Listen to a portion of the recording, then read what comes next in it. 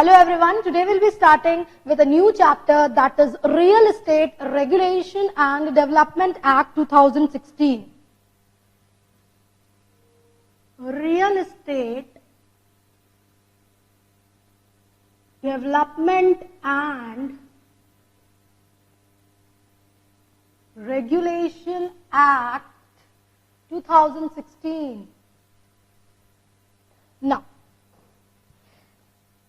सारे ही टर्म्स के बारे में डिस्कशन करेंगे, कई एक स्तर के बारे में बातचीत करेंगे, बट फिलहाल इस शब्द का मतलब क्या पता चल रहा है। रियल एस्टेट यानी कि रियल एस्टेट बिजनेस में, प्रॉपर्टी बिजनेस में, प्लॉट के काम में, एरिया, अपार्टमेंट बोल लो, बिल्डिंग बोल लो, जब आप एज अ कस्टमर खरीदते हो उसको, जो आपको बेचता है, प्रमोटर ने कंस्ट्रक्शन करना है, वो सारे मैटर्स को देखरेख करेगा। कई एक छुट्टे एजेंट होते हैं, प्रॉपर्टी डीलर, एजेंट वगैरह, उनका भी काम होता है एक मीडिएटर के रूप में खरीदार और जो बेचने वाला है उनको आपस में मिलाना, मोल भाव वो लोग करेंगे बेसिकली। और वो चाहे वो प्लॉट हो, चाहे वो अपार्टमेंट हो, चाहे वो बिल्डिंग हो, जिस भी चीज की बातचीत हो रही है वो उनके बीच में कॉन्ट्रैक्ट पूरा हो। मेजरली रियल एस्टेट बिजनेस में ना बहुत ज्यादा इमेंस जरूरत आन पड़ी, आवश्यकता आन पड़ी। क्यों, या ये फीलिंग क्यों आई कि कोई एक एक्ट बेसिकली आए जिसके तहत गवर्नेंस हो। देखो, एक्ट आने के पीछे की वजह क्या होती है? एक्ट आने के पीछे की वजह होती है कंप्लायंस करना उस एक्ट के तहत, और तो और रेगुलेट करता है वो एक्ट जो भी पर्टिकुलर मैटर के ऊपर है। यहां अपने रियल एस्टेट के बारे में बातचीत करेंगे। और तो और अगर आपके ऊपर कोई अथॉरिटी है ना जो कि आपके ऊपर नियंत्रण या यू कैन से कंट्रोल रखती है, you will always be having a जवाबदेही या answerable, you will be answerable to the higher authority that why are you doing so and the reason behind such. होता क्या था पता है?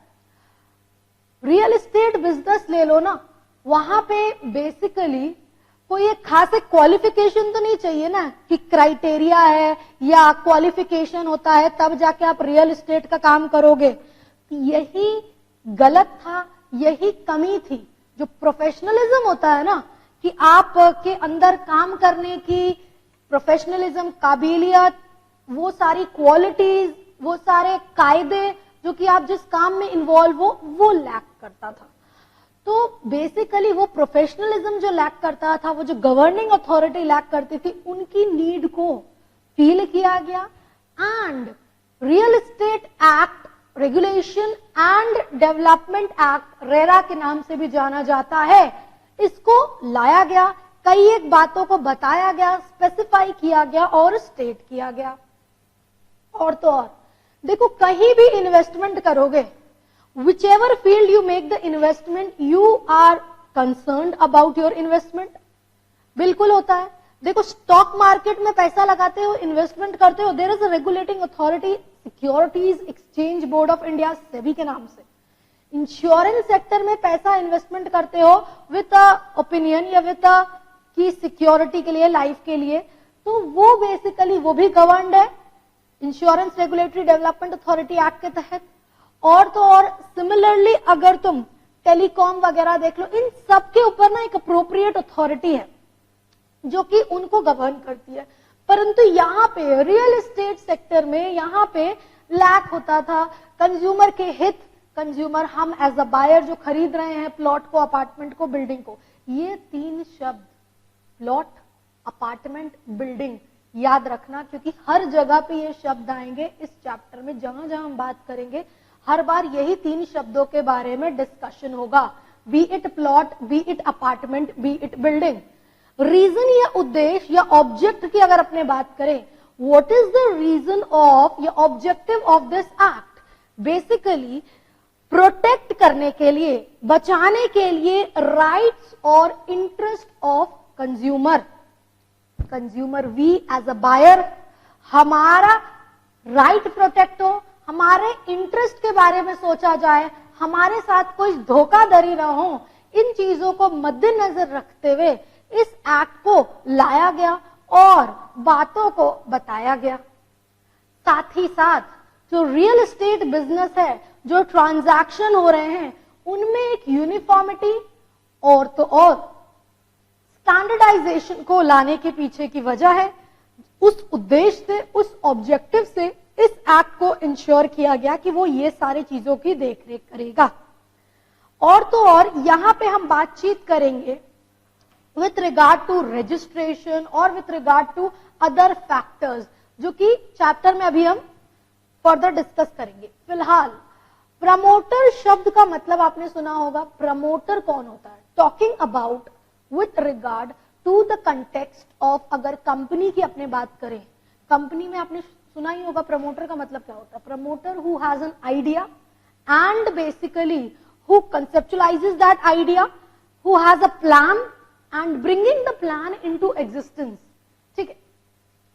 सिमिलरली यहां पे अपने बात कर रहे हैं रियल एस्टेट सेक्टर में, प्रमोटर बिल्डिंग को कंस्ट्रक्ट कर रहा है, अपार्टमेंट्स निकाल रहा है, वहां पे फ्लैट्स वगैरह हैं, तो वो सारे काम में जो इन्वॉल्व है that is refer to as promoter. Promoter बेटा कोई भी बिक्री नहीं कर सकता है, बेच नहीं सकता है, एडवर्टाइज नहीं कर सकता है, अग्रीमेंट टू सेल भी एंटर नहीं कर सकता है, और तो और लोगों को इनवाइट भी नहीं करेगा कि मेरे प्रोजेक्ट में आओ, पैसा लगाओ और खरीदो। मैम नहीं करेगा तो बेचेगा कैसे? बिल्कुल कर सकता है, बशर्ते प्रमोटर बेसिकली जो कि है अपने आप को, अपना जो रियल एस्टेट जो उसका प्रोजेक्ट है ना, उसको basically real estate regulatory authority के पास जाके रजिस्टर कराएगा। मतलब जब तक प्रमोटर अपने प्रोजेक्ट को रजिस्टर नहीं कराएगा, वो उस पर्टिकुलर प्रोजेक्ट, उस पर्टिकुलर बिल्डिंग जिसमें उसने इतने सारे फ्लैट्स बनाए हैं, वो उनका एडवर्टाइजमेंट नहीं करेगा, वो उनको सेल नहीं करेगा, अग्रीमेंट टू सेल नहीं करेगा, ना ही बेसिकली कोई भी एज सच काम करेगा with regard to inviting to the person और जनरल पब्लिक। तो यहां अपने लोगों को एक बात तो क्लियर हो गई, we have not yet entered into the chapter, एक ब्रीफिंग ले रहे हैं अपने। Real estate development regulation act लाने के पीछे की वजह, कंज्यूमर जो खरीदार होते हैं, प्रोजेक्ट जो कि बनाया जाता है किसके द्वारा? प्रमोटर द्वारा, और तो और बीच में कई लोग इन्वॉल्व होते हैं, ब्रोकर, मिडलमैन, एजेंट के नाम से जिन्हें जाना जाता है, ताकि कंज्यूमर के साथ उनके इंटरेस्ट को कभी भी गलत रूप से प्रभावित ना किया जाए, पहली बात। दूसरी बात, रियल एस्टेट बिजनेस में, ट्रांजैक्शन में यूनिफॉर्मिटी और स्टैंडर्डाइजेशन को लाने के पीछे का उद्देश्य है। ये कारण है मेजरली जिसके पीछे ये एक्ट को इंश्योर किया गया, ऑब्जेक्टिव इसके कंसिडर किया गया।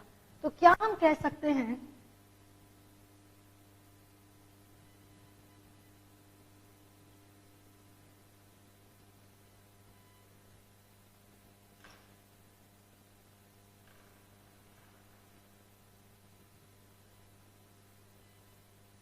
protecting the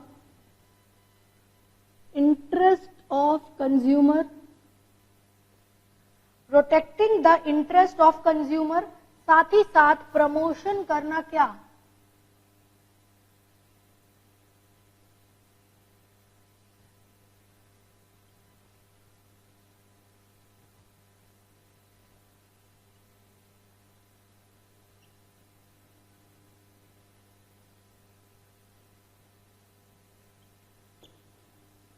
real estate business में उन बिजनेस के प्रमोशन करना, यूनिफॉर्मिटी लाना, स्टैंडर्डाइजेशन लाना, बेसिकली इस उद्देश्य से, इस पर्पस से इस एक्ट को लाया गया।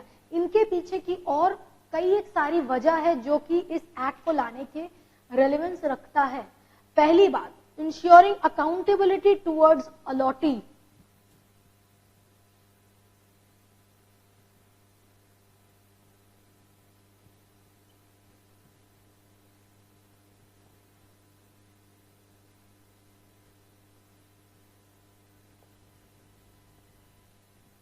मेरे को एक फ्लैट लेना है, एक प्रमोटर अपना प्रोजेक्ट बना रहा है, होते हैं ना अपना अपना जगह पे प्रोजेक्ट बनाते हैं, वो वहां पे कंस्ट्रक्शन कर रहे हैं और वहां पे फ्लैट्स निकाल रहे हैं, तो मेरे को एक फ्लैट चाहिए।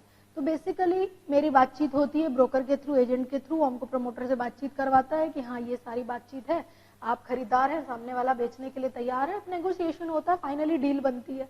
ठीक, ये जो डील बनती है बेसिकली अकाउंटेबिलिटी की अगर हम बात करें, जवाबदाही, अलॉटी को मतलब मेरे को, कंज्यूमर को, मेरे को अलॉट हो रहा है ना वो फ्लैट, तो हम अलॉटी कहलाएंगे, और जो मेरे को अलॉट कर रहा है प्रमोटर उस काम में, कंस्ट्रक्शन में इन्वॉल्व है।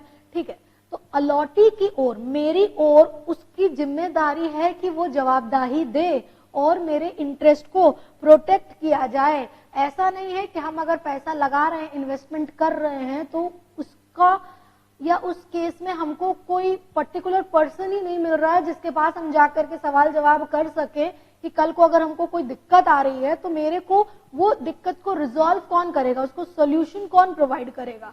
तो वो चीजों को भी मद्देनजर रखते हुए कि भले इस स्टेट में, इस रियल एस्टेट एजेंसी बिजनेस में इन्वॉल्व हैं, परंतु जो लोग पैसा लगा रहे हैं उनके पैसे को, उनके इन्वेस्टमेंट को सही तरीके से मद्देनजर रखते हुए, ध्यान देते हुए, जवाबदाही करते हुए उन बातों को ध्यान रखने की आवश्यकता है।